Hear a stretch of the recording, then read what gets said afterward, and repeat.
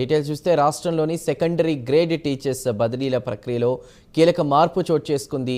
ఈ బదిలీల కోసం ఇప్పటివరకు అనుసరిస్తున్న ఆన్లైన్ కౌన్సిలింగ్ విధానానికి బదులుగా మాన్యువల్ పద్ధతిలో కౌన్సిలింగ్ నిర్వహించాలని రాష్ట్ర విద్యాశాఖ మంత్రి నారా లోకేష్ నిర్ణయించారు.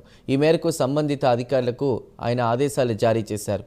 గత కొంతకాలంగా ఎస్జిటి ఉపాధ్యాయుల బదిలీల ప్రక్రియ ఆన్లైన్లో జరుగుతుండగా దీనివల్ల ఉపాధ్యాయులు పలు సాంకేతిక ఇతరత్రా సమస్యలు ఎదుర్కొంటున్నారని పలు ఉపాధ్యాయ సంఘాలు మంత్రి దృష్టికి తీసుకువెళ్లాయి.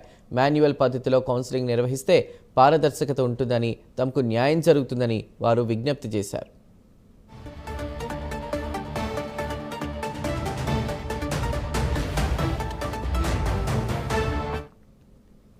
ఇదే అంశంపై తెలుగుదేశం పార్టీకి చెందిన ఎమ్మెల్సీలు కూడా మంత్రి నారా లోకేష్ను కలిసి వినతిపత్రం సమర్పించారు. ఆన్లైన్ విధానంలోని లోపాలను వివరిస్తూ ఉపాధ్యాయుల ప్రయోజనాలు దృష్టిలో ఉంచుకుని మాన్యువల్ కౌన్సిలింగ్కు అనుమతించాలని వారు కోరారు.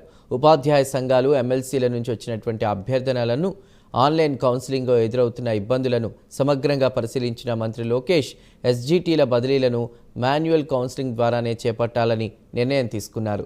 ఈ నిర్ణయంతో ఉపాధ్యాయ వర్గాల నుంచి హర్షం వ్యక్తం అవుతోంది. త్వరలోనే ఇందుకు సంబంధించిన మార్గదర్శకాలు విడుదలయ్యే అవకాశం ఉంది.